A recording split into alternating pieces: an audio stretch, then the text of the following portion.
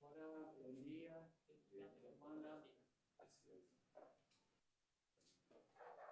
¿Todo bien? Bueno, vamos a empezar como siempre con un pequeño repaso de lo que vimos en la clase pasada. ¿Qué vimos en la clase pasada? Estábamos viendo el tema de qué es NISA. NISA tiene 4 clases de instrucción. ¿Recuerdan cuáles son las 4 clases de instrucción? Que siempre en general se supone que se espera que tenga NISA. Sí, otro. De control, sí. Control son saltos. Procesamiento fue el que se generalmente, son movimiento de datos, instrucciones de procesamiento de datos, instrucciones de control del flujo de las instrucciones y otras viscerales. Vimos también que existen ISAs de 3, 2, 1 y 0 operandos. Entonces, se pueden especificar 3 operandos, los cuales 2 son fuente y 1 destino, o 2 operandos, los cuales uno es fuente y el otro es fuente y destino al mismo tiempo. O en el caso de ISA de un operando, se especifica uno y el otro es implícito. Puede ser un registro especial llamado acumulador. Y si no, con 0 operandos, los cuales trabajamos siempre con latino. No hay operando.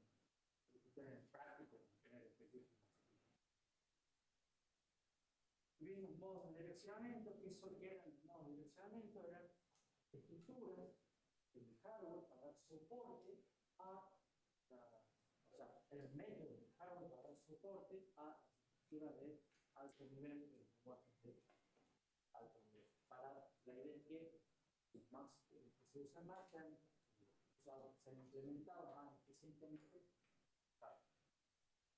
Usualmente, o es común, que esos modos de direccionamiento requieran algún tipo de aritmética de direcciones. Y tuvimos, por ejemplo, el caso de, para acceder a un vector, o una estructura cualquiera, un registro, un objeto, es muy probable que haya que hacer una base más un desplazamiento multiplicado por el tamaño de los elementos de ese vector, registro, objeto, etc. ¿Qué más vimos? Vimos que el stack es una estructura implementada en memoria que es estándar para pasaje de parámetros. Y se usa muchísimo para el manejo de subrutinas y para el manejo de excepciones e interrupciones. Entonces, todo ISA, como parte de las cosas que debe mencionar y debe especificar, debe decir cómo maneja el stack. Y vimos que en general de 2 maneras. Se puede hacer un manejo explícito del stack y un manejo implícito. El explícito implica que tiene instrucciones específicas para manejo del stack, como push o pop. Tiene un registro específico para manejo del stack, llamado stack pointer. Y las implícitas significan que tienen que hacer lo mismo, pero sin tener esas instrucciones, porque igual lo tienen que manejar, ¿está claro? Pero tienen que darse maña y hacerlo a mano. Bueno, esto está la pasaje de parámetros. Y después empezamos el tema 5, ya estamos viendo ahora. ¿Qué vemos en el tema 5? La idea es, dado que ya sabemos qué es NISA, ya sabemos qué es NISA, ya les conté por lo menos qué es NISA, ver cómo se hace NISA, cómo es la mejor manera de diseñar NISA. ¿Y cuál va a ser el criterio que vamos a tener en mente nosotros? Performance. Sin dejar de lado los otros dos, pero el ISA, digamos que influye directamente en 2 de los parámetros de la ecuación de performance: la cantidad de instrucciones y el CPI. Entonces, un buen diseño de ISA nos puede ayudar mucho en la performance. Entonces, vamos ahí primero. ¿Y qué empezamos viendo en la clase pasada sobre el diseño de ISA? Vimos que, en general, el tipo de ISA más común hoy en día es un ISA de tipo load store. ¿Se acuerdan que era un ISA de tipo load store? Las únicas instrucciones que acceden por eso. Exactamente. Bautista dice un ISA load store son...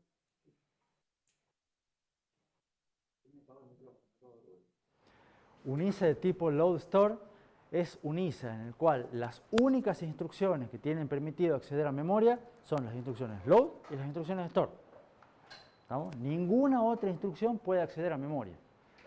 Y de esa manera, junto con eso, digamos, se imponen los registros de propósito general. O sea, se usan ISAs hoy en día en el cual tengan muchos registros. ¿Y se acuerdan por qué era que esto es, digamos, la posta hoy en día? Por una cuestión tecnológica. Porque hoy en día los registros son entre 150 y 200 veces más rápidos que la memoria.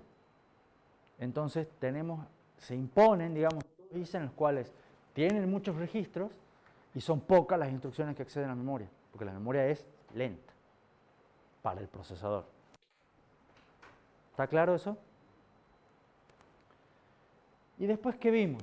Que cuando teníamos que decidir más o menos qué instrucciones poner, había un montón de instrucciones como para elegir, de distintos tipos, que son los que mencionamos recién. Sin embargo, dijimos, bueno, agarramos, el resultado es que vimos que conviene poner pocas instrucciones. ¿Por qué? Porque si se agarró una prueba, se hizo una prueba, un experimento con una computadora que tenía todas las instrucciones posibles, probaron varios programas, se hicieron estadísticas de cuáles son las instrucciones más usadas y vimos que las 10 instrucciones más usadas alcanzaban para el 96%, si no me acuerdo, de los casos. ¿Cuánto? Bueno, 90, redondeamos. Lo podemos ver igual, digamos, pero creo que era 96. ¿Alguno tiene la diapositiva a mano? El de las instrucciones. Eso es el que vamos después. Entonces, el resumen es, pocas instrucciones son las más usadas. Con 10 instrucciones más usadas, nos cubrimos el 96% de los casos. Entonces, ¿qué es lo que conviene a nivel diseño? Enfocarnos en esas 10 instrucciones, hacerlas lo más rápidas, lo más eficientes posible. ¿Por qué? Por la ley de Amdahl. Hacer más rápido el caso más común, ¿se acuerdan? Entonces, haciendo pocas instrucciones, en general, digamos, no digo que sean solo esas 10, pero con poquitas, bien hechas, vamos a hacer una computadora que normalmente ande rápido y sea buena performance. Sí, Leandro. Entonces, de ahí es que empiezan a aparecer las arquitecturas de ser instrucciones reducidas. Exactamente, de ahí es cuando empieza. Pero lo más importante de esto, o que me gustaría que se queden con esta idea, no es que tienen que tener pocas instrucciones, sino ¿saben cuál es la idea más importante? Bueno, hay dos ideas importantes. Una es la de hacer más rápido el caso más común. ¿Estamos? Pero la otra idea de acá importante es, en vez de decir, che, esta es útil, esta me parece que está buenísima, me encantaría tener un procesador que tenga una instrucción esta, lo importante es medir. ¿Estamos? Veamos realmente cuáles son las importantes. ¿Dónde estamos gastando el tiempo? Entonces, las estadísticas y el decir, che, observemos, miramos, analicemos y en base a los resultados actuemos en consecuencia. Eso es un comportamiento típico de un ingeniero. Porque normalmente la gente dice, a mí se me hace que debe ser, y tiran cualquier número. Y lo que nosotros tenemos que hacer como ingenieros es ver realmente si eso es así, no es así, y después cuando midamos, apuntar a donde realmente valga la pena. Buen día. ¿Se entiende? Entonces, ahora sigamos avanzando con el diseño. Ya hemos visto más o menos qué instrucciones poner. Ahora, ¿cuáles modos de direccionamiento vamos a elegir? Ya estuvimos hablando del tema pasado que hay muchos modos de direccionamiento.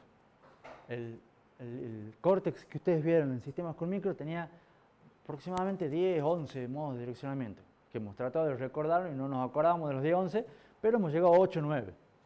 Ahora, ¿cuáles ponemos? Una primera opción sería, bueno, pongamos todos. Cuantos más modos de direccionamiento, mejor. ¿Es una buena opción? No necesariamente. Entonces, ¿qué es lo que conviene? Hacer lo mismo que hemos hecho con las instrucciones. Agarremos una computadora que tenga todos los modos de direccionamiento posibles y midamos cuáles son los más usados. ¿Se entiende? De esa manera obtenemos una tablita como esta. Y vemos que En promedio, el 88% de las veces que son estos tres, se usan tres modos de direccionamiento.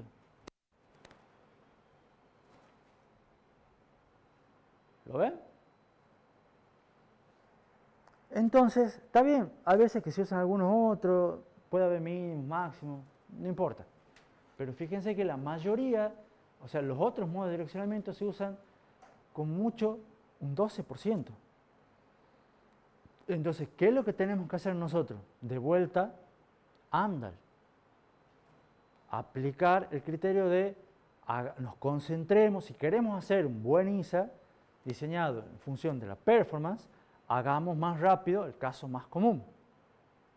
Entonces, con hacer 3 modos de direccionamiento, nos alcanza para cubrir el 88% de los casos en promedio.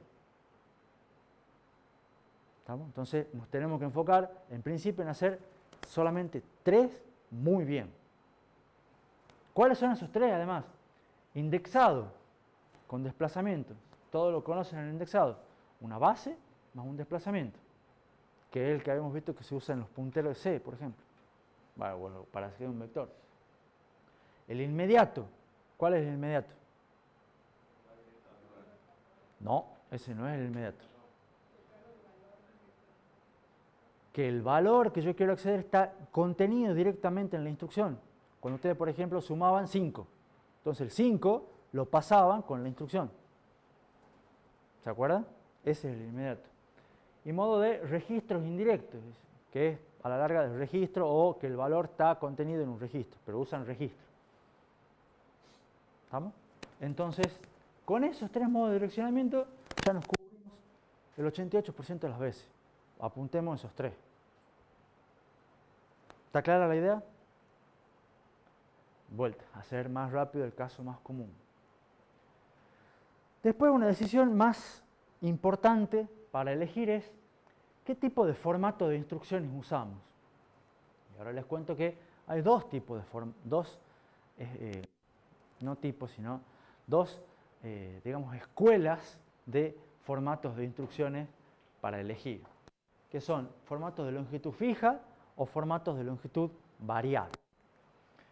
Cuando los formatos son de longitud fija, ¿qué implica? Que todos los formatos tienen la misma longitud fija. ¿Vamos?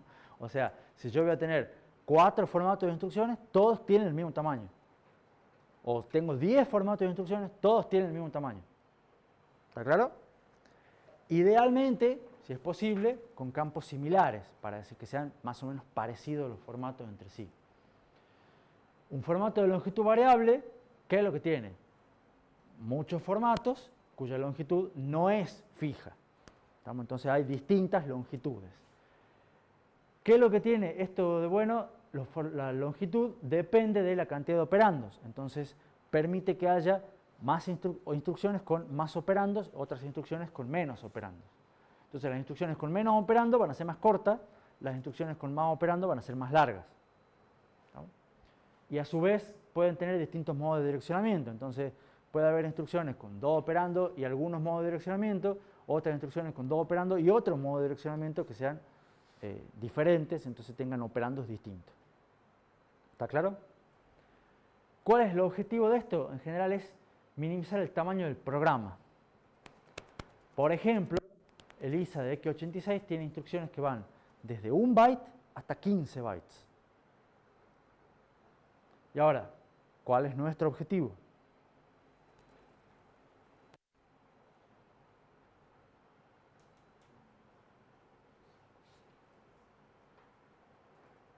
¿Cuál creen que deberíamos apuntar nosotros? ¿Longitud fija o longitud variable? En el tema anterior, cuando estábamos viendo las características del buen ISA, habíamos dicho que la regularidad favorece un buen diseño. Exactamente. Es interesante lo que plantea Leandro. La regularidad favorece la simplicidad, eso apunta a un buen diseño. Por esto parecería mejor un ISA de longitud de tamaño de longitud fija. ¿Alguien tiene alguna otra idea?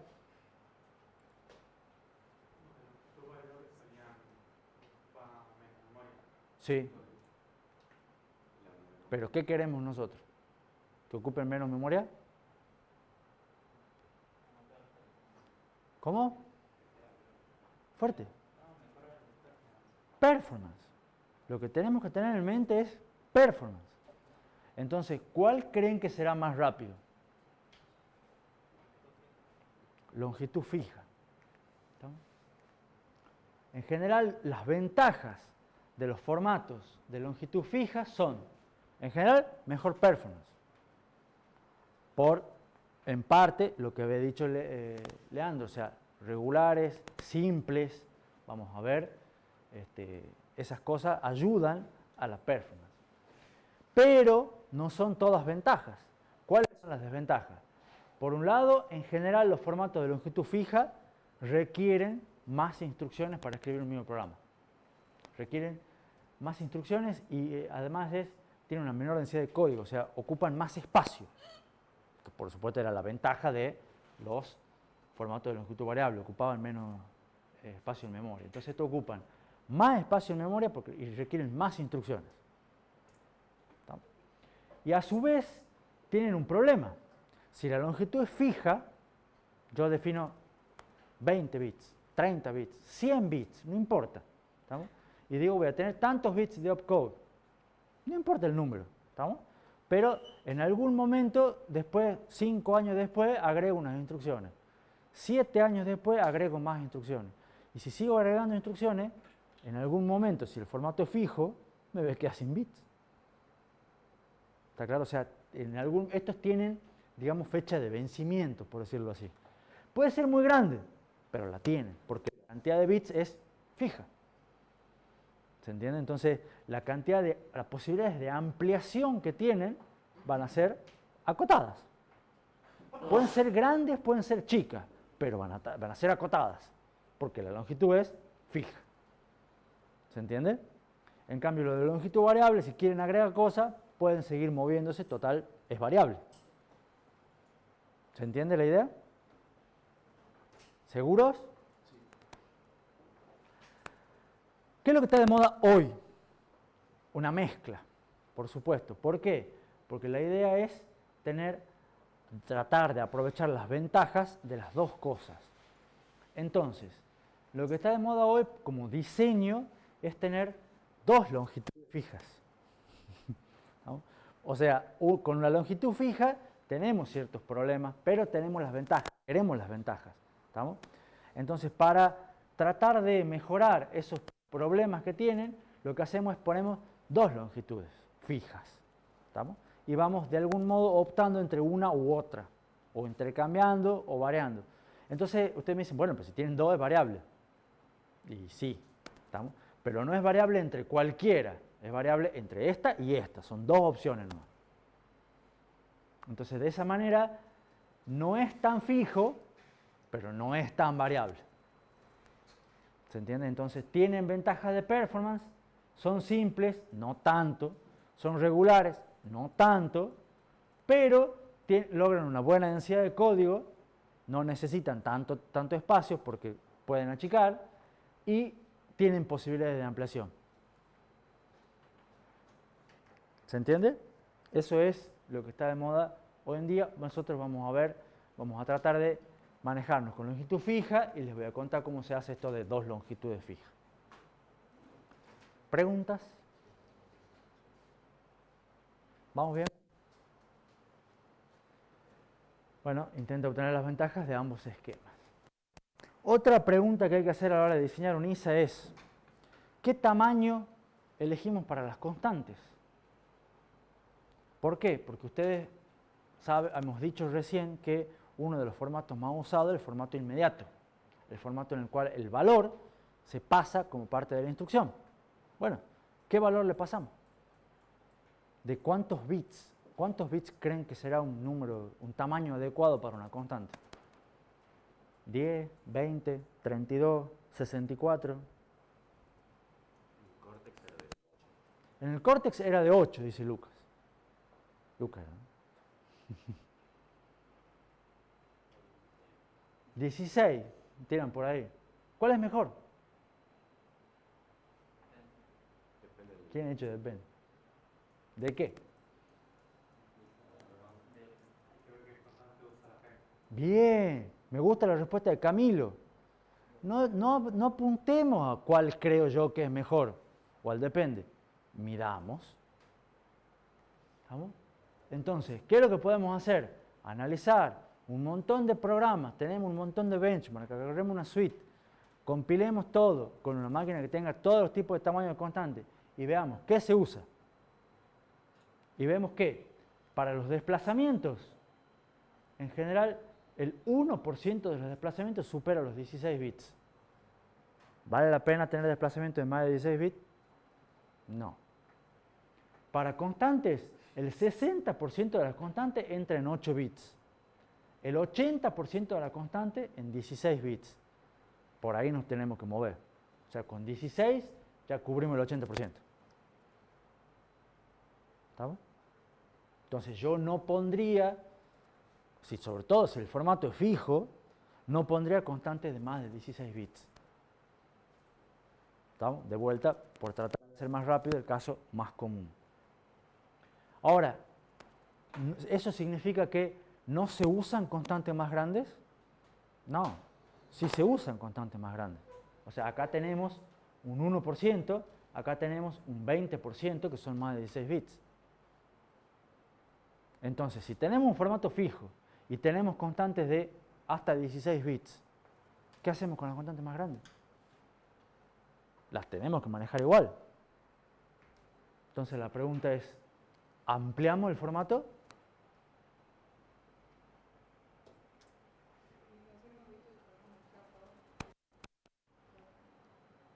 O sea, por ejemplo, bueno, pero supongamos que tenemos un formato de 32 bits.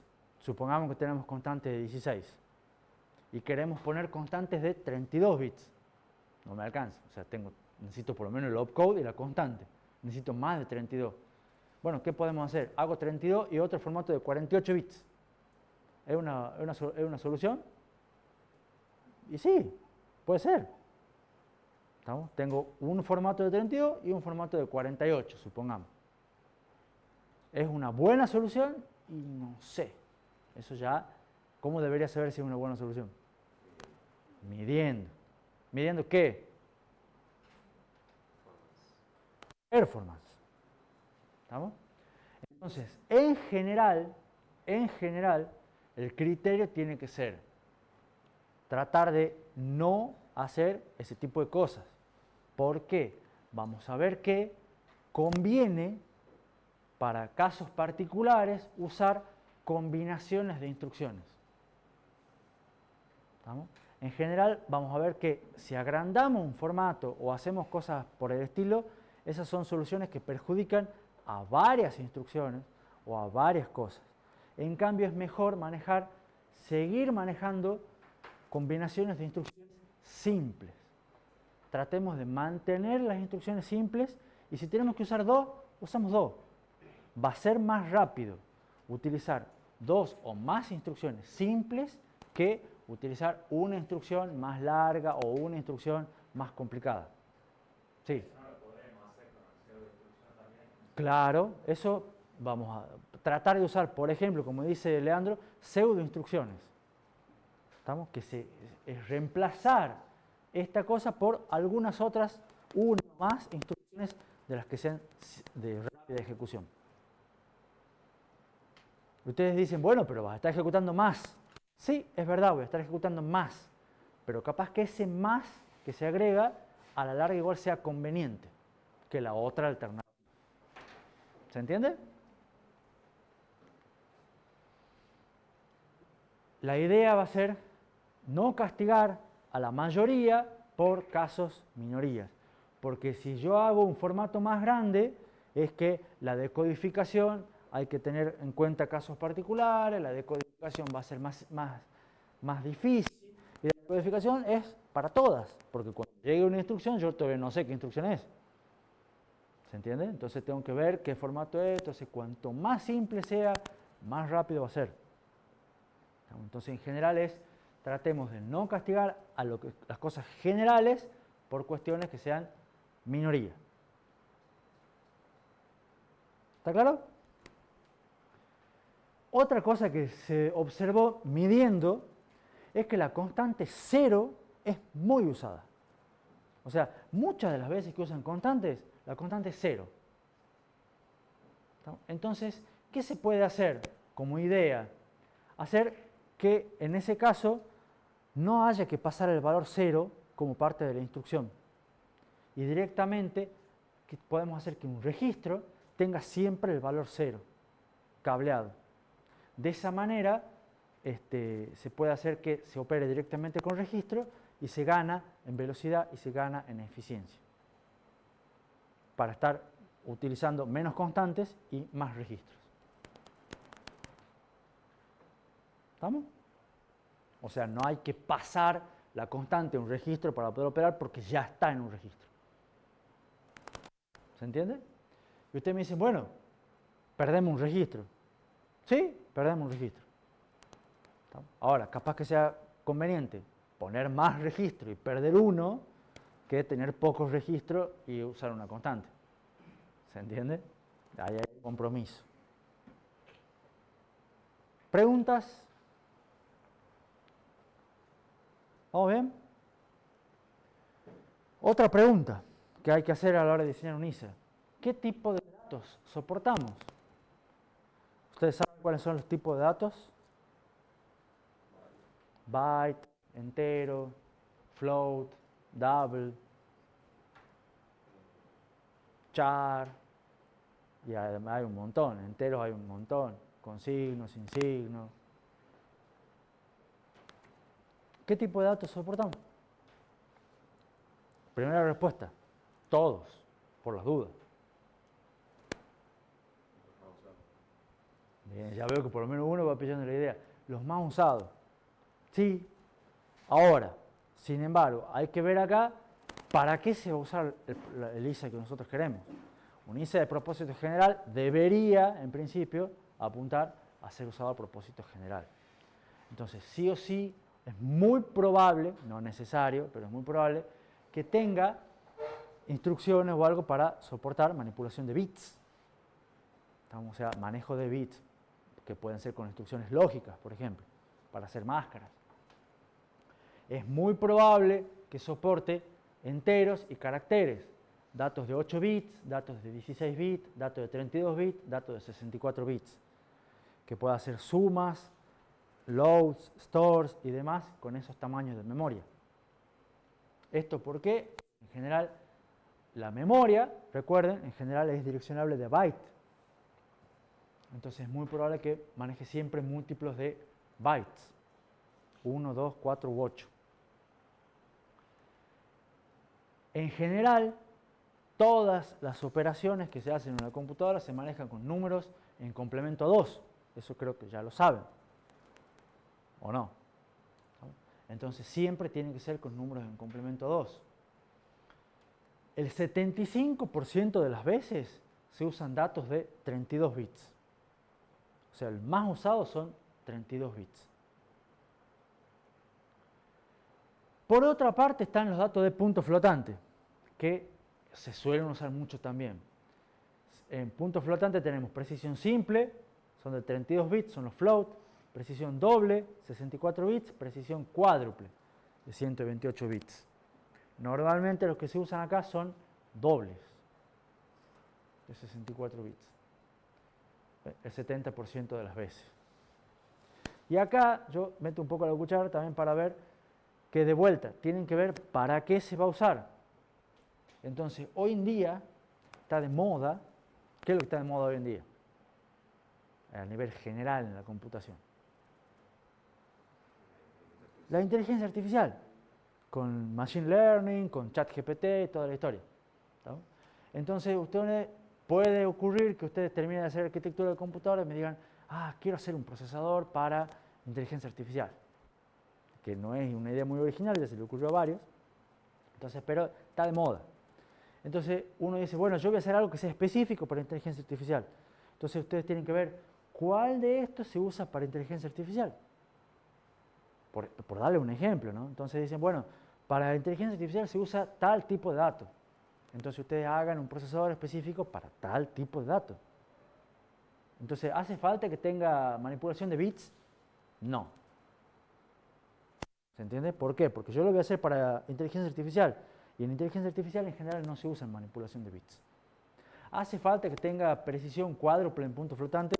No. ¿Estamos? Entonces, acá es, por un lado, lo que más se usa, como bien había dicho Bautista, siempre medir, pero por otro lado también es, ¿para qué lo quiero? ¿Estamos? Entonces, si lo quiero para propósito general, bueno, veamos propósito general. Si lo quiero por un propósito específico, y bueno, ya lo vamos a apuntar más a ese propósito específico. O por ejemplo, más allá de la moda de la inteligencia artificial, si quiero hacer un procesador que va a ser para embebidos, un procesador chiquitito cuyo objetivo sea costo. ¿Estamos? Entonces, yo manipulación de bits voy a tener y probablemente en embebidos sí se usan ese tipo de cosas.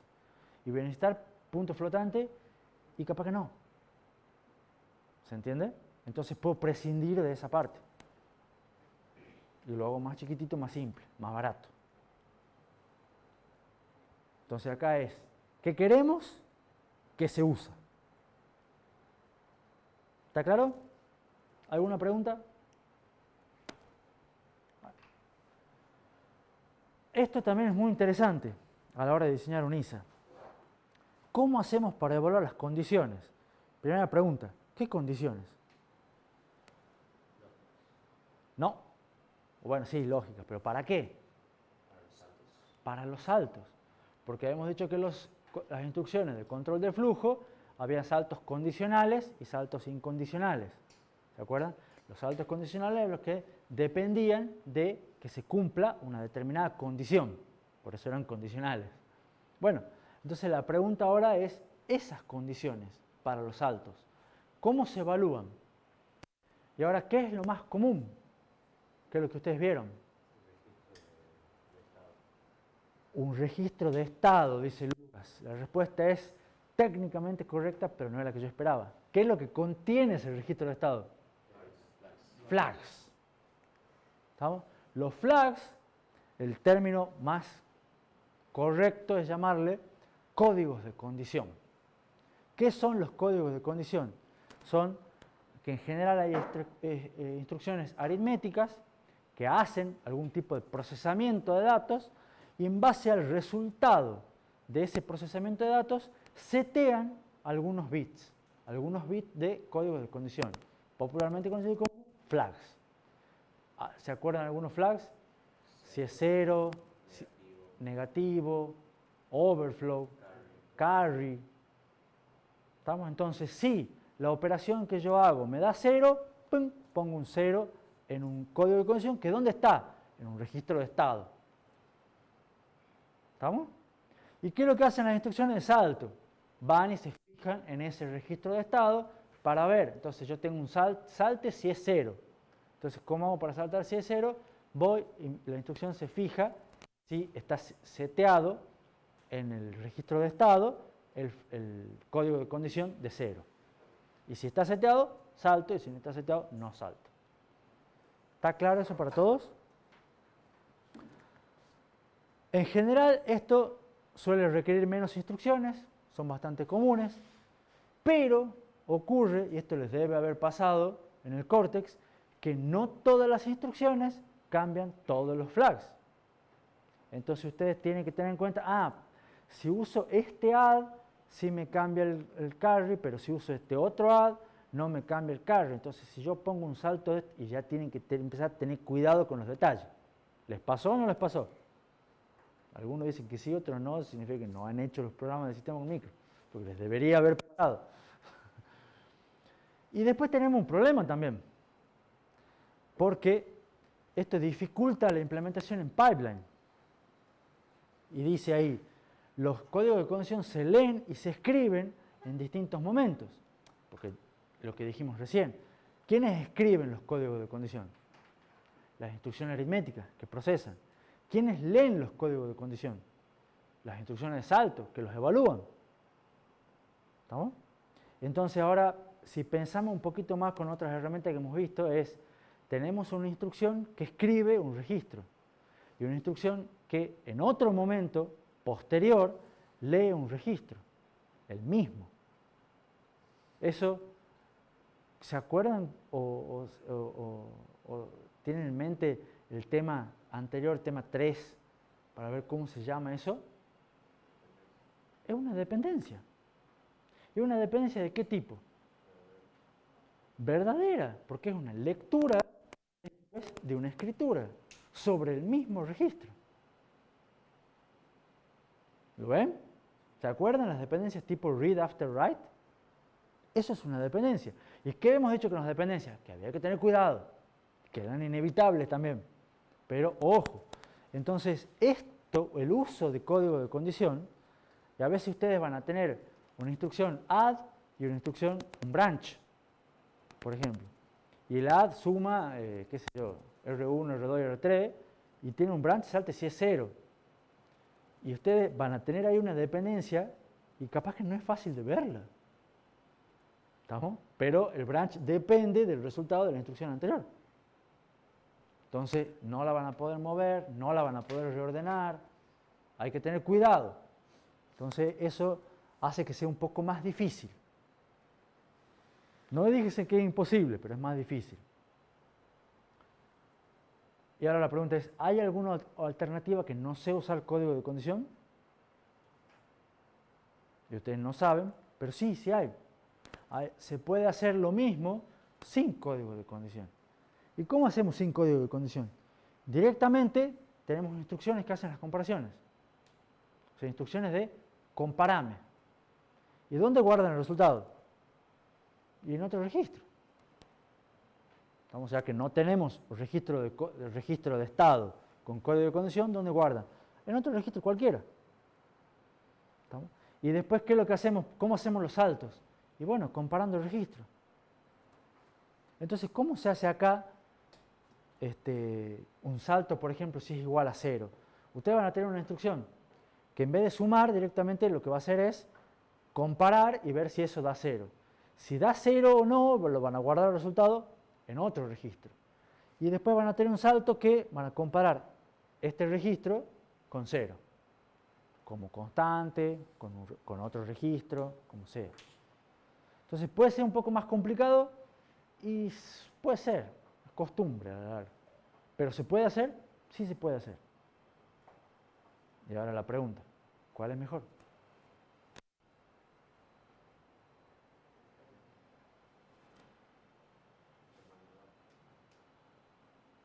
La respuesta debería ser, hay que medir, depende. ¿Estamos?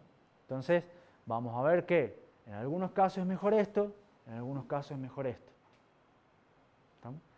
En general, los que llevan a mejor performance son estos. ¿Por qué? Porque estas dependencias, y acá, ojo, acá también están las dependencias, pero vamos a ver que acá es más fácil de resolverlas que acá. Porque la dependencia va a seguir estando.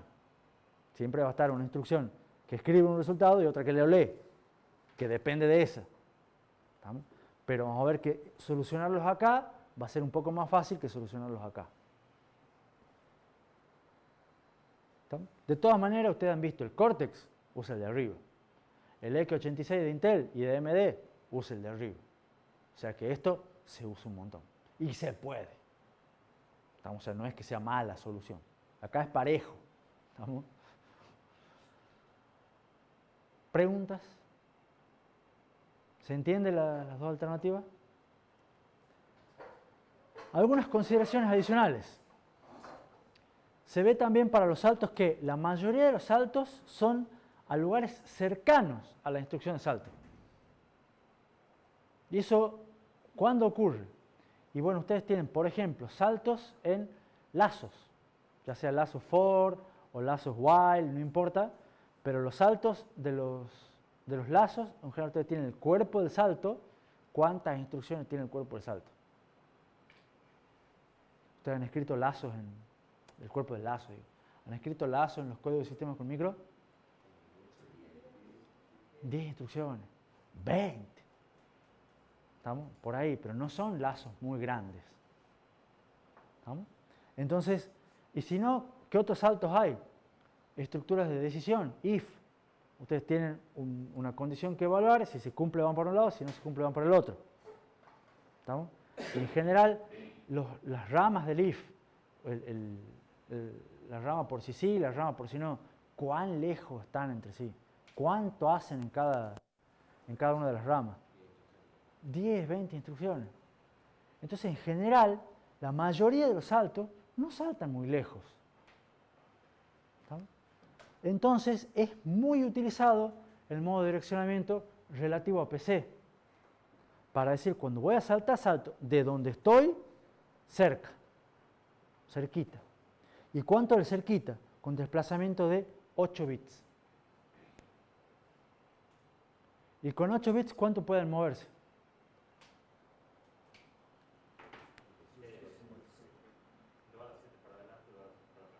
Me gustó la respuesta de Leandro. Todos han dicho 2 a la 8, 2.56. O bueno, varios han dicho 2.56. Ya le paso yo, no hay problema. Pero la mejor respuesta es, en realidad no me muevo 256 lugares. Me muevo 128 para un lado, 128 para el otro. O 127, 128, no importa, pero la idea está. ¿Estamos? ¿Por qué? Porque los números son en complemento a 2. Siempre números positivos y negativos. Entonces puedo saltar para adelante o para atrás. ¿Estamos? Entonces puedo mover 128 instrucciones para adelante, 128 instrucciones para atrás. ¿Está claro eso? Pero ahora, acá dice la mayoría de los saltos. ¿Puede haber un salto que no sea cercano? Sí. ¿Y puede ser que en algún momento requiera saltar más lejos? Sí. ¿Qué hacen? Saltos absolutos. ¿Cómo manejamos los saltos absolutos? Son relativos a PC, requieren un desplazamiento de 8 bits. ¿Y qué hacen?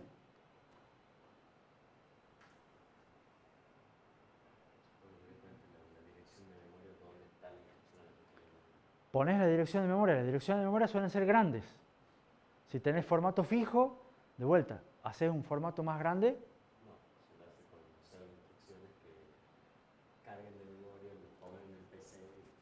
Bueno, la idea entonces, fíjense, lo que dice Luca es, si tenemos que manejar una constante más grande, porque a la larga una dirección más lejos es una constante más grande, y ya dijimos que la idea es no manejar constantes grandes, porque hagamos más rápido el caso más común, que son constantes más chicas.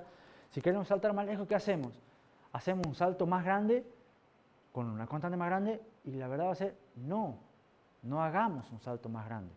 ¿Cómo hacemos? Nos manejemos con pseudo instrucciones, nos manejemos con hagamos 2 saltos, le busquemos la vuelta, pero no hagamos cosas que perjudiquen a todas las demás instrucciones. ¿Se entiende? Carguemos la dirección de salto en un registro y saltemos un registro.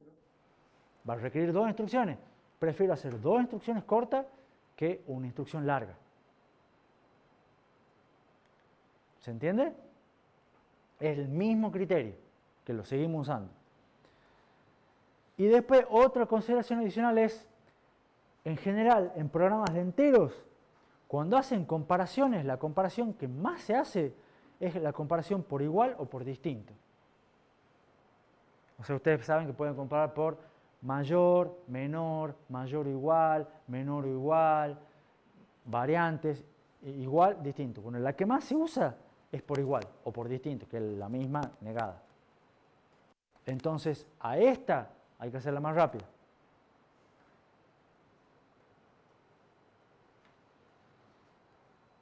¿Está claro? ¿Preguntas? Buenísimo. Otra pregunta que hay que hacer, otro criterio otra decisión que hay que tomar es, ¿qué tamaño, qué dimensiones usamos en ELISA? Y vamos a ver que hoy en día son muy comunes, no sé si los más comunes, pero son muy comunes, los ISA de 32 bits. ¿Qué implica decir yo tengo un ISA de 32 bits? Implica que el tamaño de los operandos enteros, o sea, cuando digo un entero, va a ser un entero de 32 bits. El tamaño de las instrucciones, 32 bits. El tamaño de las direcciones de memoria, 32 bits. El tamaño de los registros, 32 bits. ¿Estamos? Todo eso es de 32 bits. Pero hay ISAs que son más pequeños.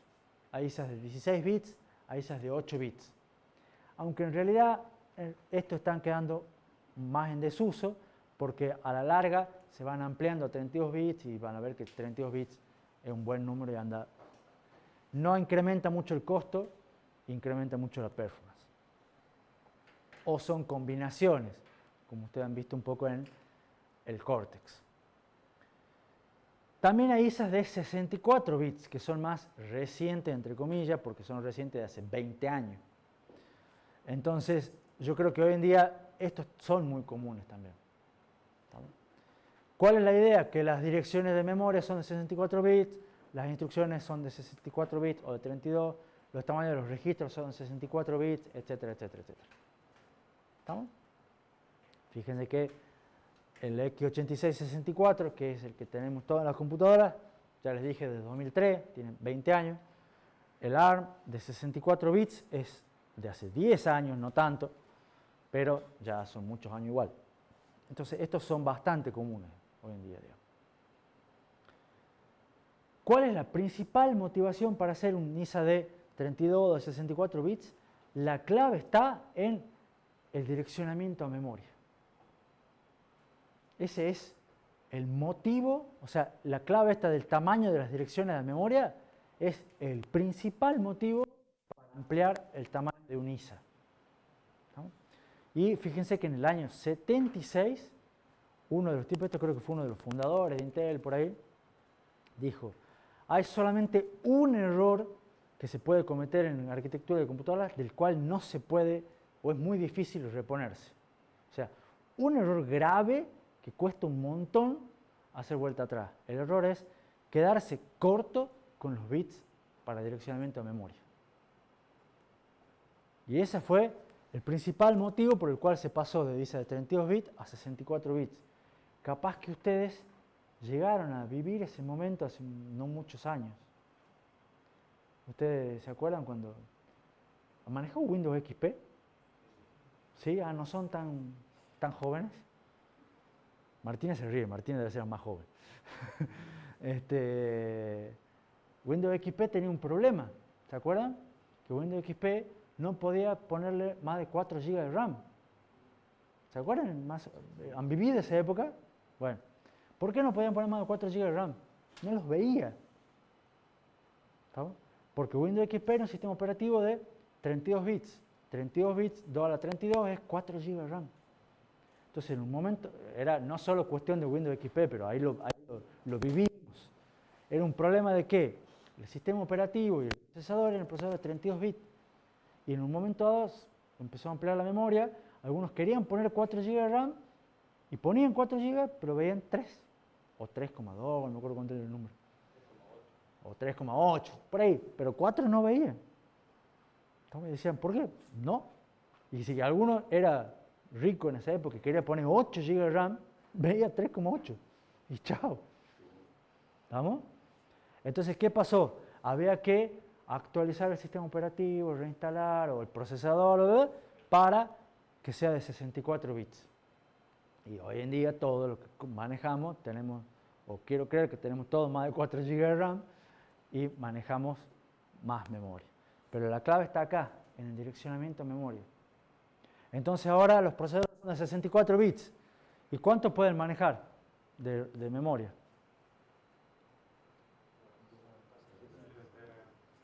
$2 a la 64, que es un número que no sé ni cómo se pronuncia. Pero va a ser 16 algo, grande. Entonces todos decimos, va, listo, estamos tranquilos. Nadie va a usar tanta memoria. ¿Estamos todos de acuerdo? ¿Y cuánto creen de que tiene de RAM un servidor de Google? ¿Cuánto creen que tiene de RAM la supercomputadora del Top 500? ¿No? Que ustedes en sus casas no usen mucha RAM o no necesitan o no puedan pagar mucha RAM, no significa que Google, Amazon, Alibaba en China, ¿qué otro más? Facebook, ellos sí pueden pagar y seguro que quieren mucha RAM. Hay servidores con 1 tera. Y debe haber con más también. ¿Vamos? Entonces, ¿y qué procesadores corren ahí? Y bueno, son procesadores de Intel, procesadores de AMD. ¿Con qué ISA? Con este. ¿Vamos? Entonces, ¿cuánto le falta a un servidor de Google para llegar al límite de 2 a 64? Menos que a nosotros. 1000 veces. ¿Pero cuánto es 1000 veces en computación? Y puede ser 2 o 3 años, 5, quizás 10. Pero es un límite de tiempo. Entonces, ¿qué significa? Que vamos a tener ISA de 128 bits. No todavía. ¿Estamos? Pero ustedes van a ser ingenieros el día de mañana, quizás viejos, más tarde, y esto va a empezar a aparecer. Y ustedes van a recordar, sí, yo me acuerdo cuando, en algún momento cuando estaba cursando todavía como estudiante, un profesor me ha dicho que iban a lo hice de 128 bits. Ya para la Play 20. Para la Play 20. Puede ser. Es más, como está haciendo el ritmo, yo te diría que mucho menos de 20, te digo, ¿no? Pero bueno, quizás Play 10. ¿Estamos? Pero bueno, hay que ver, esto se va moviendo. Y la clave está acá. ¿Estamos? Y tienen en cuenta que, de vuelta, este ISA ¿de qué año es? Más o menos les conté, del año 70, o sea, tiene 50 años. O, bueno, no tanto, pero 40 años. ¿Estamos? Y se sigue usando. O sea, esto lo piensan y lo piensan como tiene que durar 40 años. Y 40 años en computación es infinito. ¿Estamos? Porque las cosas que se usan ahora hace 40 años no existían. Esto es una de las poquísimas cosas que sigue existiendo. ¿Estamos? Y con variantes, porque esto es en realidad se hizo la variante, la ampliación a 64 bits en el 2003. ¿Estamos? Hace 20 años que se viene usando. Entonces, si ustedes lo cambian, tienen que durar 20, 30 años más. ¿Está claro? Con esa visión lo tienen que hacer. ¿Preguntas? Sí. Pues yo podría tener un ISA de 32, o sea, si mi procesador es de 64. Sí. Podría tener un ISA de 32 funcionando en ese procesador que también tenga almacenamiento 64. No sé cómo explico. Porque yo pienso que por más que el ISA sea de 32, yo le voy a decir, bueno, anda PC más tanto y ahí tenés la dirección de memoria en el espacio. Sí, sí se puede. Sí se puede. De hecho, vamos a ver, o sea, todo depende qué es lo que definas vos que va a ser tu tamaño. ¿Me entendés? Entonces, normalmente es el tamaño de los registros, es fijo, el tamaño de las direcciones de memoria, eso es fijo, y eso te va a definir el coso. El tamaño de los enteros de las instrucciones, ahí la podés mover un poco. Porque dijimos que puedes tener formato variable, podés tener formato fijo o 2 formatos fijos. Entonces ahí jugás. ¿Me entendés? Entonces, vos decís, yo tengo un ISA de 64 bits, los registros van a ser de 64 bits de ancho. Eso es inamovible. ¿Me entendés? Todos los caminos de datos que vos hagas van a ser de 64 bits de ancho. Inamovible. Porque tenés que pasar datos de 64 bits. Ahora, ¿vas a poder hacer una carga de un dato de 32? Sí, vas a poder hacer una carga de un dato de 32. Entonces, ¿vas a tener que tener más instrucciones, otras instrucciones, otras cosas? ¿Vas a manejar datos de 8 bits? Sí, vas a manejar datos de 8 bits. Pero vas a tener que tener otra cosa porque vos decís, tengo un camino de 64 y quiero 8. Entonces hay que ver cómo lo rellenás. Pero que se puede, se puede. ¿Sabes? Lo que es más difícil, al revés. Si vos tenés un registro de 32 bits y camino de 32 bits y querés manejar 64, ¿se puede? Sí, claro que también se puede, pero vas a necesitar más instrucciones, vas a necesitar pasar la primera mitad y después la segunda mitad, manejarte de otro modo. ¿Me entendés? ¿Alguna otra pregunta?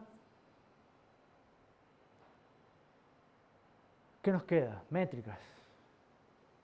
Hagamos un recreo y después seguimos y terminamos este tema.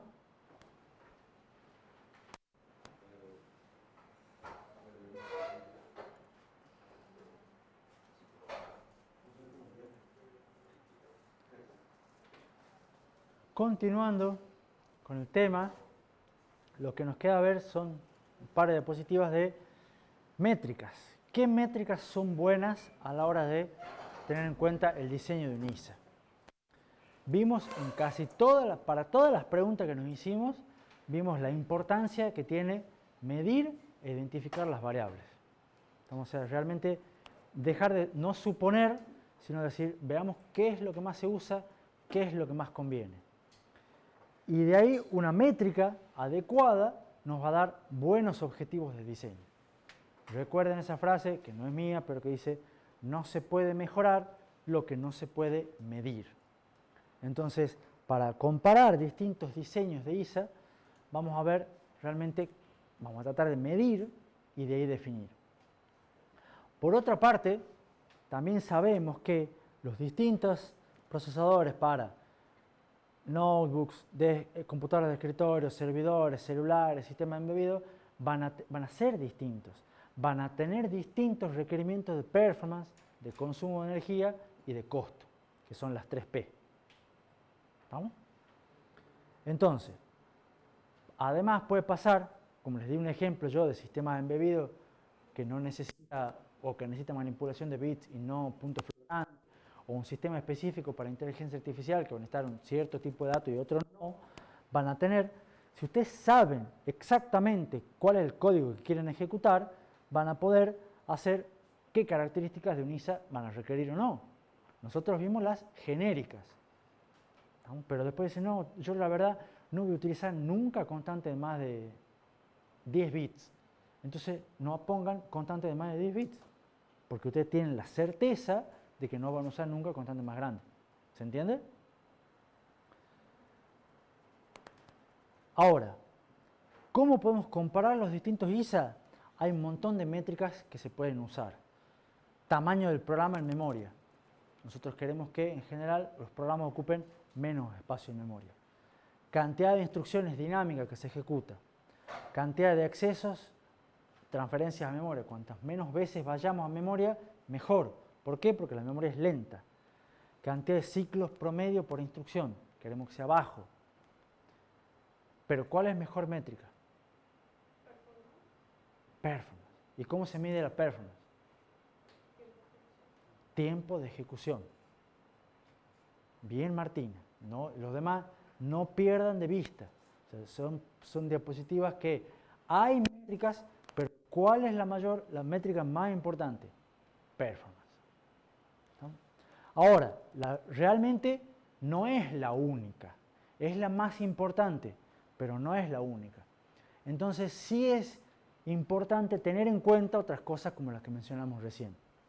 El costo, en el sentido de que un ISA pequeño y simple favorece implementaciones pequeñas y simples. Y implementaciones pequeñas y simples van a ocupar menos área, van a ser más baratas.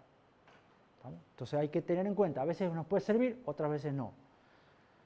Un ISA simple requiere menos tiempo y menos costo de implementación, menor documentación, mejor curva de aprendizaje.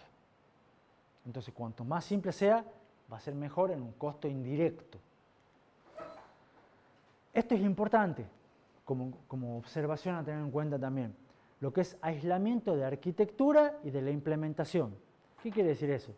Que cuando ustedes hacen el ISA es la arquitectura del set de instrucciones, es cómo especificamos la interfaz. Cómo la hacemos a la interfaz es otra cuestión diferente.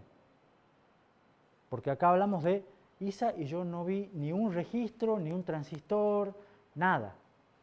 O sea, los registros son lógicos eventualmente. Entonces la idea es que en el ISA, cuanto más separado esté el cómo se hace del cómo se tiene que hacer, es mejor. De hecho, nosotros vamos a ver en el tema siguiente un ISA y en los temas siguientes vamos a ver 3 implementaciones distintas. ¿Estamos? Del mismo ISA. ¿Estamos? Y vamos a ver diferencias y variantes de las implementaciones. Entonces, lo importante es que en el ISA, en el diseño del set, no digan, voy a hacer esto así porque es mejor. Pero es mejor ahora o es mejor para este caso. No necesariamente es mejor para todos los casos. Entonces, cuanto más abstracto lo dejen, mejor es. ¿Se entienden? Después, esto les comenté un poco también, es importante tener espacio de ampliación. ¿Por qué? Porque un ISA perdura, se supone que perdura en el tiempo. Dura 20, 30, 40 años. Entonces, ¿qué aplicaciones se van a requerir dentro de 10 años? No tengo idea. ¿Estamos?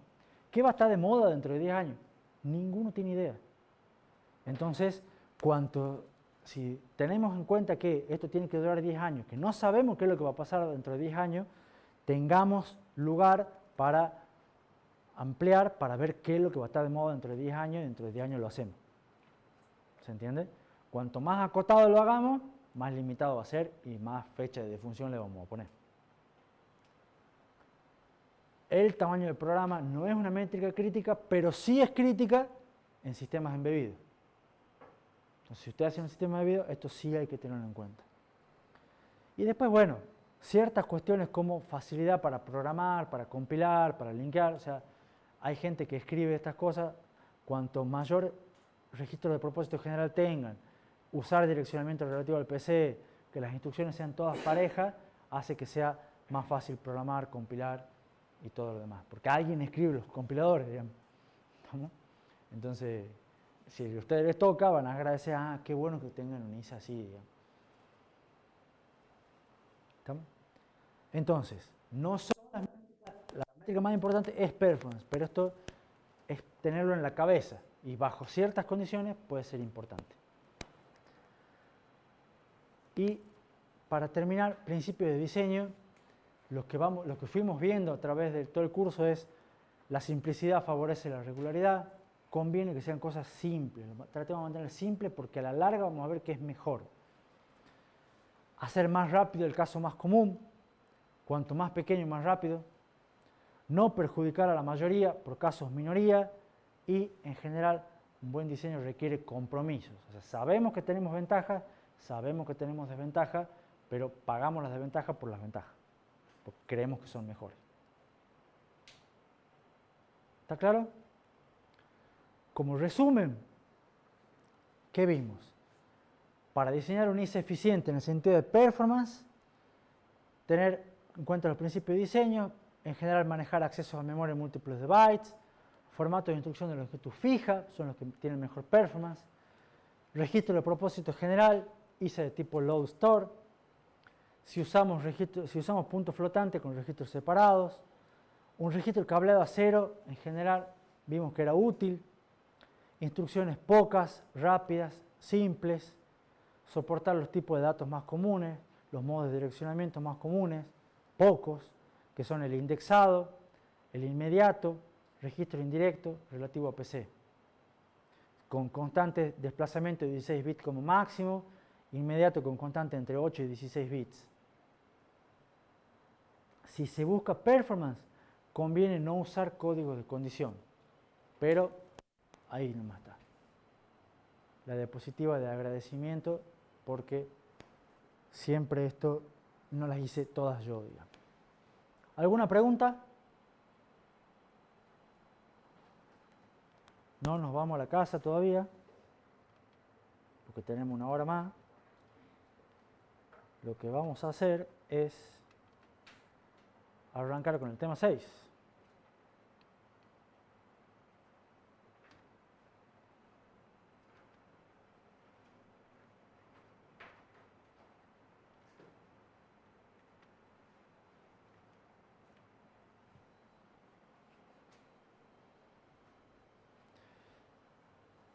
Para arrancar, ¿qué es lo que vamos a ver en el tema 6? Vamos a ver un ejemplo puntual de un ISA. Lo vamos a ver medianamente rápido porque ustedes ya conocen un ISA que es el del Cortex. Entonces les voy a mostrar otro ISA, qué características tiene, cuáles son las diferencias. Y después vamos a ver también otra comparación con otro ISA más. Entonces después de este tema ustedes tienen que tener en la cabeza más o menos 3 arquitecturas de instrucciones distintas.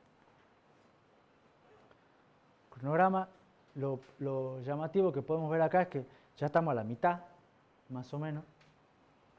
Ya de hecho queda un poquito más de un mes para el parcial, nos estamos acercando. Entonces, ¿qué es lo que vamos a ver? Características generales del ISA de RISC-V, formato de las instrucciones, el set de instrucciones completo, pseudo instrucciones, la convención de uso del registro, la convención de llamadas subrutinas y una comparación con otro ISA para ver diferencias y similitudes. Ahora sí se ha puesto complicado la lectura recomendada del libro. ¿Por qué? Porque acá hay muchas secciones del capítulo 2. Los que vienen leyendo el libro, que no sé si seguirán leyendo, acá tienen 2.5, 2.6, 2.7, 2.8, 2.10, 2.19, 2.20. O sea, acá sí son 50, 60 páginas, si no más. Y después, si quieren leer un poco más, tienen los 12, 13, 17, 18. O sea, verán que el tema 2 lo hemos ido viendo en distintos temas nosotros, pero este es el grueso. La recomendación es, además de leer el libro, yo voy a dar un pantallazo, pero si ustedes llegan a tener tiempo, ganas y entienden y leen todo esto, van a entender muy bien esto y les va a servir mucho para todos los temas que vienen después. Esto sí es importante. Todo es importante, pero esto sí, digamos. Pero, por supuesto, no es obligatorio. Es recomendado. Entonces, características generales del ISA RISC-V. RISC-V yo ya les había anticipado que es el tercer ISA que es nuevo, que está tratando de meterse en el mercado dominado por otros dos ISA mucho más grandes. Entonces, la característica de este es que es nuevo. Es un ISA que tiene 10 años. ¿Estamos? Y que 10 años comparado con los 40 y pico de años que tiene el ISA X86 y con los también 10, 20 años que pueden tener distintos ISAs de ARM, porque ARM tiene un montón de ISAs, un conjunto de ISAs. Esto tiene una página web donde ustedes pueden entrar, tiene un loguito bastante simpático. Y lo que tiene de curioso es que esto empezó en el 2010, en realidad, como un proyecto de universidad.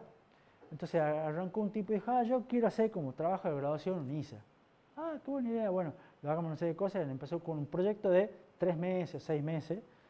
4 años después lo han lanzado comercialmente entre comillas, lo ha lanzado al mundo, digamos, y hoy en día está teniendo realmente mucho empuje, mucho énfasis, porque tiene características que lo hacen muy interesantes.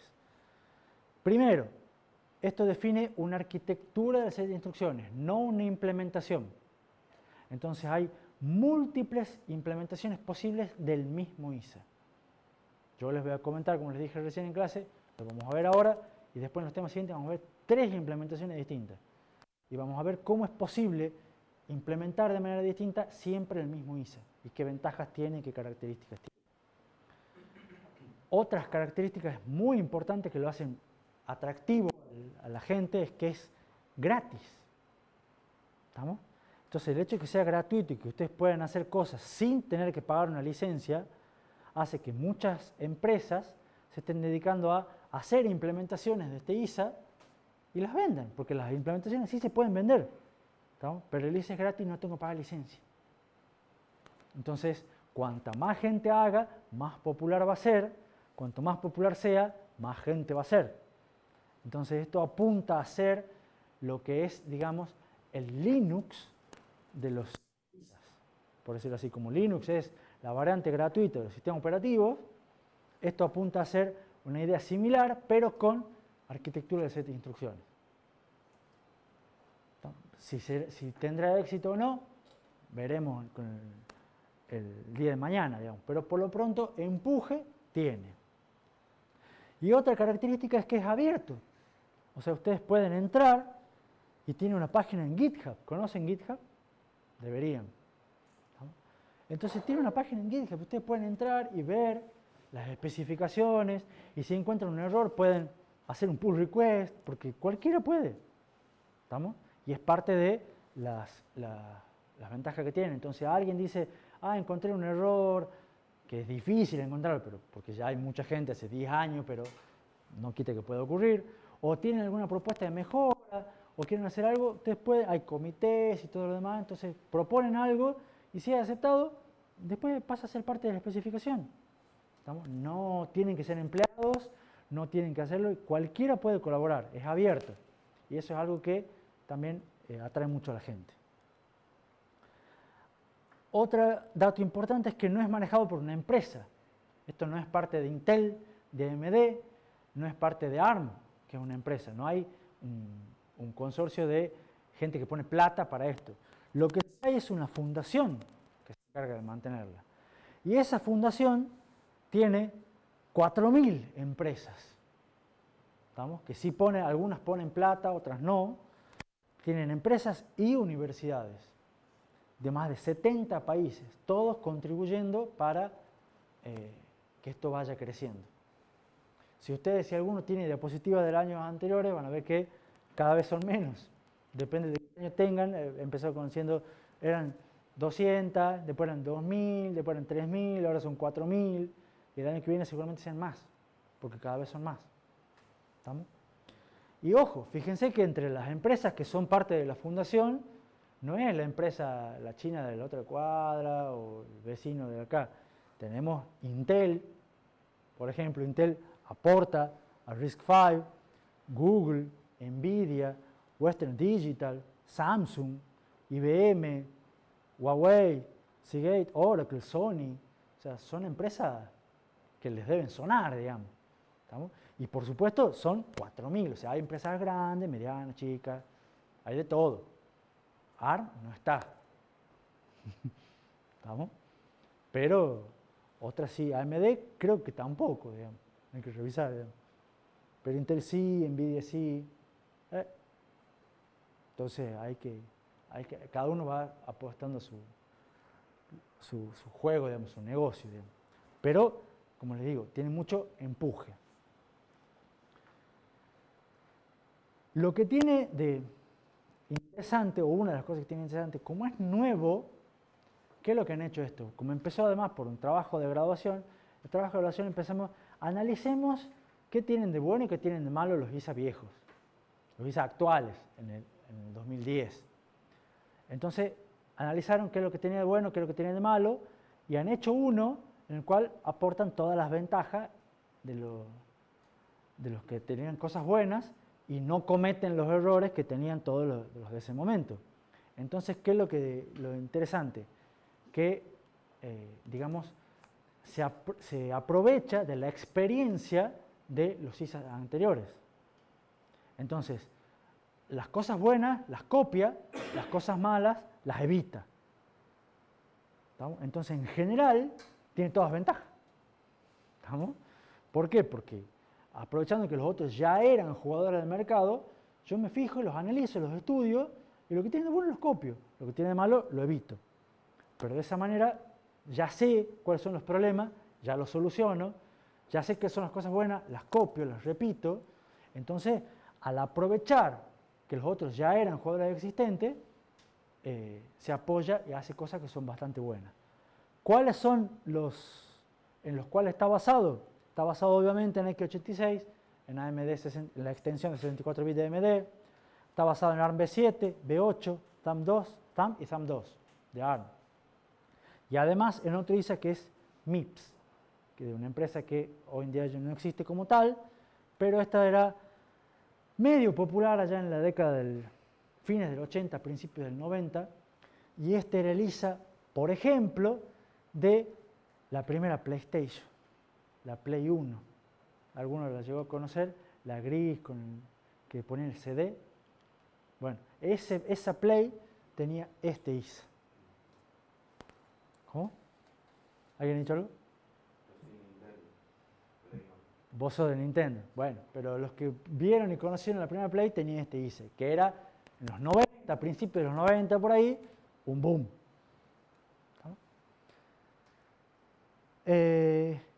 Entonces, eso es una característica que sea nuevo. ¿Cuál es la desventaja de que sea nuevo? ¿Por qué los otros tienen una gran porción del mercado? Por la cuestión de software, de interfaz. ¿Se acuerdan? Entonces, hay que reescribir todos los programas para este nuevo ISA. Y eso es prácticamente imposible que lo haga alguien, por eso lo han hecho abierto. Entonces cualquiera dice, yo pongo, me reescribo, y cuanto más gente reescriba gratis, más programas va a haber y más popular va a ser con el paso del tiempo, se espera. Otra característica que tiene es que es totalmente modular. ¿Qué implica que es modular? Que la mayoría de estos ISA son incrementales. Incrementales es que yo voy agregando instrucciones y agregando instrucciones y agregando instrucciones según necesidad. ¿Qué es lo que hace que sea modular? Que no agrego instrucciones que tiene, vamos a ver que está definido por un ISA base y extensiones. Entonces los que se agregan son extensiones, pero la base es la misma y las extensiones son todas opcionales. Entonces ustedes pueden elegir implementar la base y una extensión, la base y dos extensiones, la base y todas las extensiones. Pero ya ustedes eligen, es una decisión. En cambio, con estos ISA, ustedes compran todo el paquete. Porque lo compran además, digamos. ¿Estamos? Porque tienen que pagar la licencia. Pero cuando lo compran no pueden elegir, no, esto no me hace falta. Va todo o nada. Acá ustedes eligen. Entonces, ustedes pueden, fíjense acá, está enfocado en la exploración de nuevos conceptos. No es tan importante la compatibilidad. ¿Por qué no es importante la compatibilidad? Porque es nuevo. ¿Me siguen? Entonces, ustedes dicen, yo quiero ver qué pasa cuando yo invento una instrucción que no existía antes, no sé qué más. Y ponen una instrucción que no existía, la están inventando ustedes y quieren ver si funciona o no. Eso en estos procesadores no se puede hacer, lo tienen que hacer con simuladores. Acá lo pueden hacer, porque es modular. Inventan una cosa nueva, la implementan y la miden para ver si vale la pena o no. ¿Se entiende? Capaz que no vale la pena, listo, la descartan, pero por la exploración, el probar si funciona, es una posibilidad que antes no estaba. ¿Está claro? ¿Vamos bien? Y después, fíjense, la idea es que pueden adaptar la funcionalidad según las necesidades. Entonces yo quiero hacer un procesador basado en el ISA de RISC-V para sistemas embebidos. Entonces uso el ISA base con las extensiones que yo necesito, que yo quiero. ¿Estamos? Y ustedes tienen después otro procesador para computadoras. Entonces uso el ISA base con otras extensiones. Entonces, ¿qué es lo que tiene acá? Mucha adaptabilidad, mucha flexibilidad por la modularidad. ¿Qué es lo que tienen en lo anterior? No tienen. Entonces, si ustedes tenían una variante con el Cortex, que ustedes vieron en clase para sistemas embebidos, utilizaron el THUMB2. Quieren pasar a otro procesador más grande, tienen que pasar a ARMv8. ¿Y ARMv8 es compatible con THUMB2? No. Entonces, ¿es parecido? Y sí es parecido, pero es otro ISA. Tienen otras instrucciones. En cambio acá son las mismas. Tienen eventualmente agregados, pero las bases son las mismas. ¿Se entiende? Entonces es mucho más flexible y la idea es que es un abanico mucho más grande. RISC-V está pensado para todo el espectro de microprocesadores, desde los sistemas embebidos hasta las supercomputadoras. Que no es fuerte todavía en ninguno, no es fuerte en ninguno. ¿Estamos? Si se hará fuerte o no, lo veremos con el tiempo. Pero por lo menos la idea es que vaya para todos. Son ambiciosos. Vamos a ver si lo logro. ¿Preguntas? Tenemos tiempo. La idea es ver que el ISA de RISC-V, que es uno solo, pero tiene algunas variantes, mantiene una convención de nombres. Y la convención de nombres es eso que está ahí. ¿Y qué quiere decir eso que está ahí? Que siempre el ISA de RISC-V empieza con las siglas RB corta, de RISC-V. El 5 es porque es la quinta variante de RISC. Después viene una serie de números y después viene una serie de letras. Entonces, RB indica que es un ISA de RISC-V. La serie de números en realidad es una opción que puede ser 3. No hay más opciones.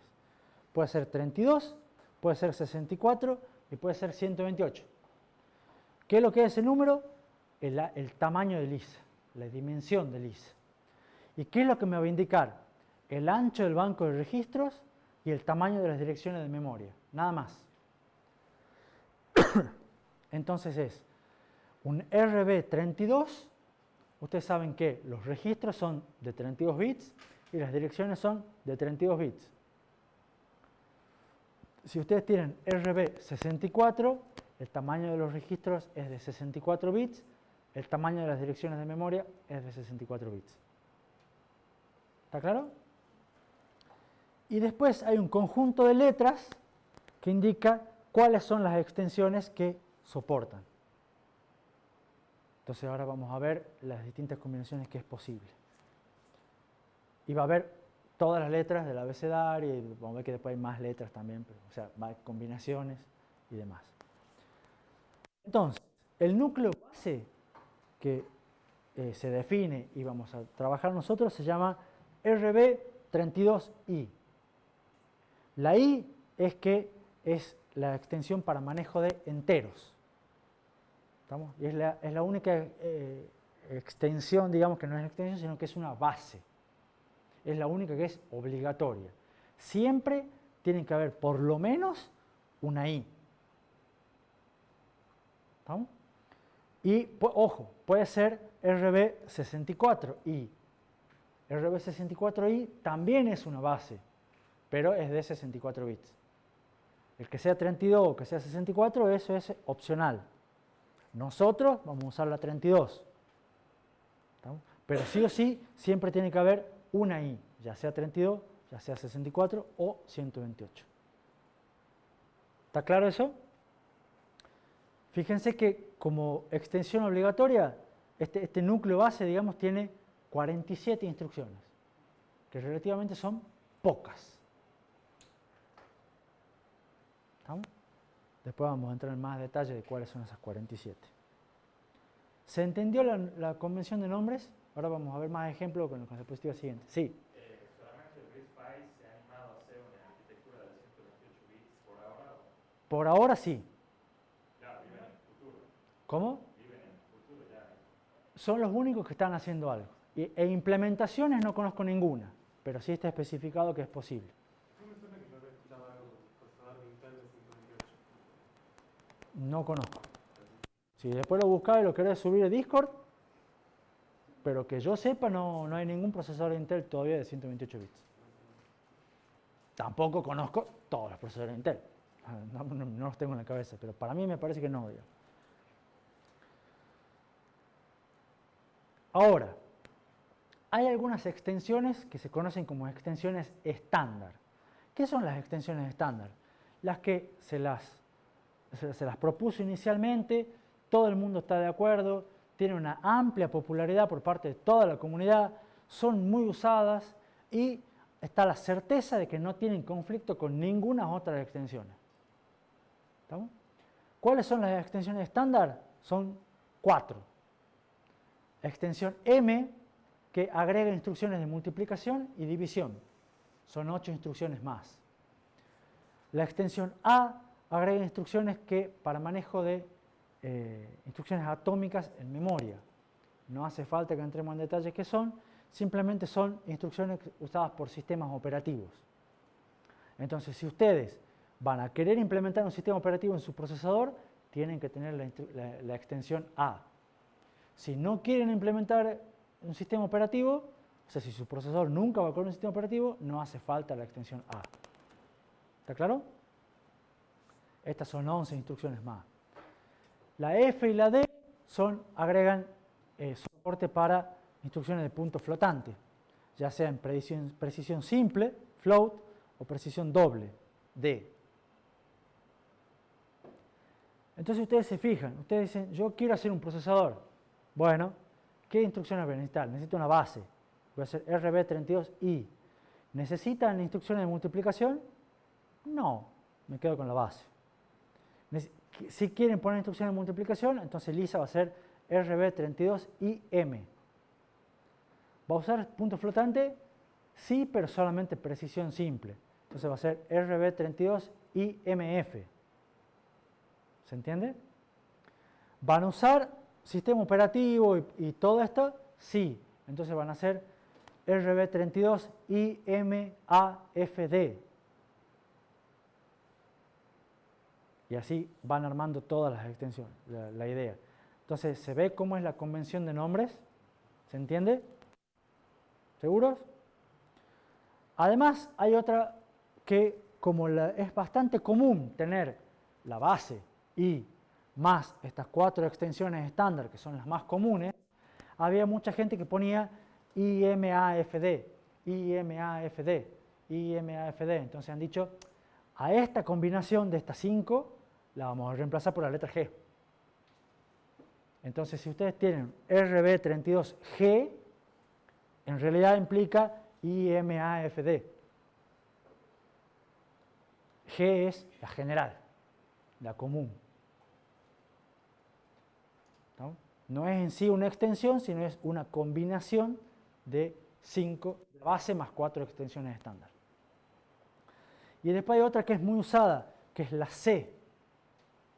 ¿Qué es la extensión C? Es la extensión comprimida, que agrega versiones comprimidas en 16 bits de las instrucciones de enteros. O sea, de las 47 de recién, bueno, a 46 la hacen 16 bits. ¿Se acuerdan lo que habíamos dicho de tener 2 formatos fijos? Entonces, si ustedes usan la extensión C, están diciendo que van a tener un ISA de 2 formatos de 2 formatos de longitud fija. La I va a tener un formato, la C va a tener otro formato. En realidad, siempre la base, que es la I, tiene un formato, las extensiones tienen el mismo que la I, la C es la única que es comprimida. Es bastante común encontrar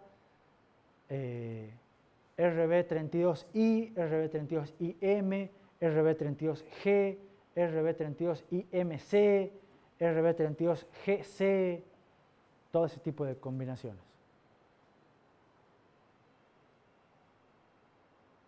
¿Me siguen hasta acá?